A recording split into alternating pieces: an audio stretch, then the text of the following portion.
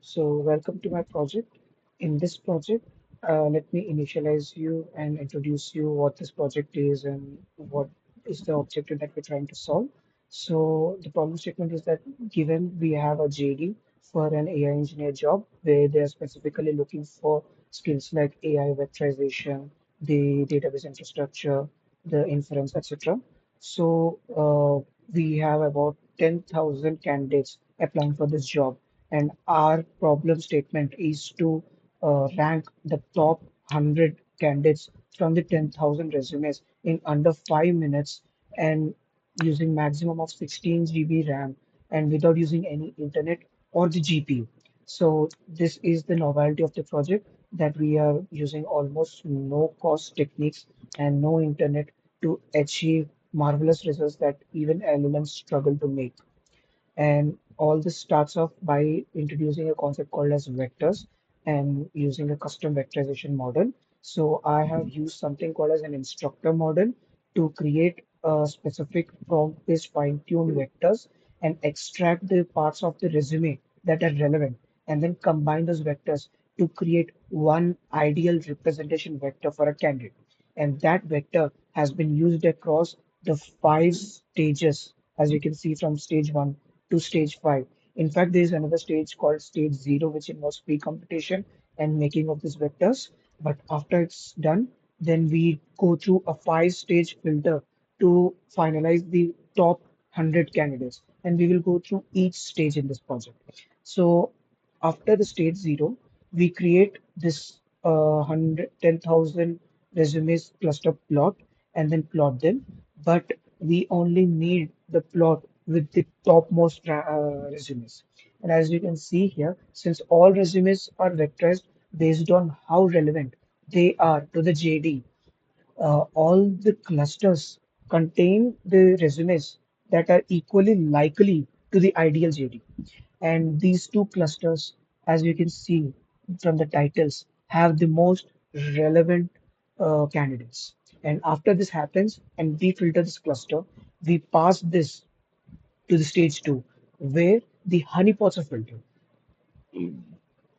Now, because this stage is the topmost stage, and many people will try to get here, there will be people that fake their way through it. So this stage contains the filters that will identify the fake resumes and then rank them out.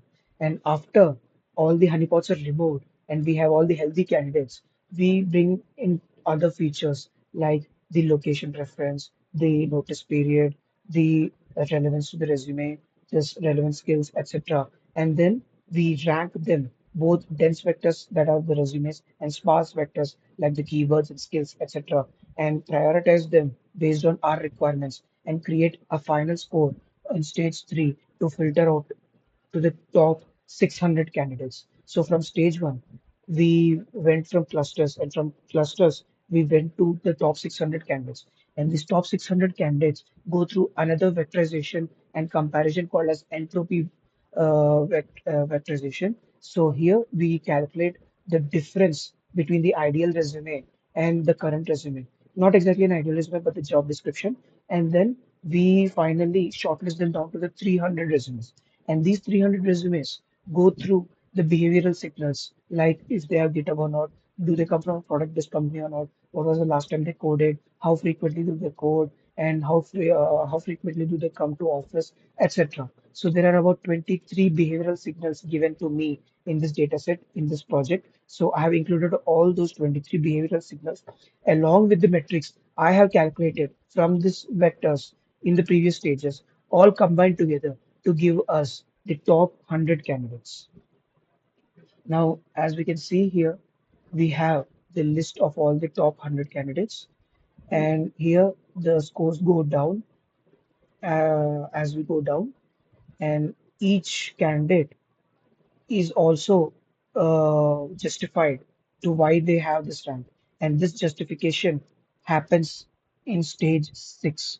The stage 6 doesn't use an LLM, it uses a two-way vectorization and devectorization uh, coupled the algorithms. So what we do is based on the scores and the vectors, we categorize them and create custom templates for each of them.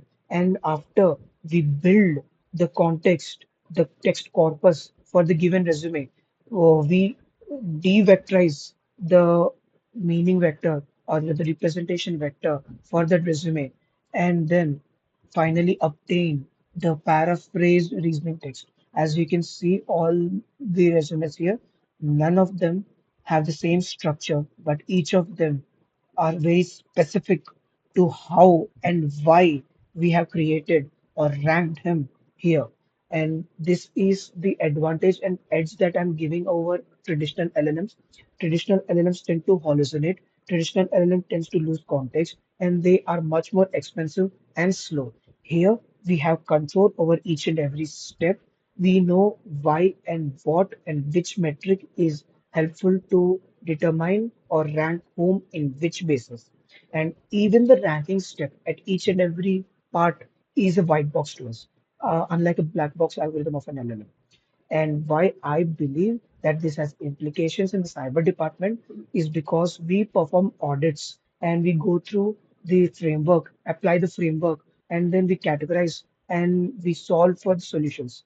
But I believe that the information security assessments we perform are going to be in multiple media forms, also called as multimodal. So if we can leverage the custom vectorization, the rich semantic vectors and their power to create such scripts, then we will gain much more control, a fine granular control over the audit assessments that we are about to do. And all of this does not require GPUs, does not require internet. And since how I have created this template using if conditions and how I have measured how similar or how distant they are using vectors, I believe the cyber assessments can also take the same route. Thank you.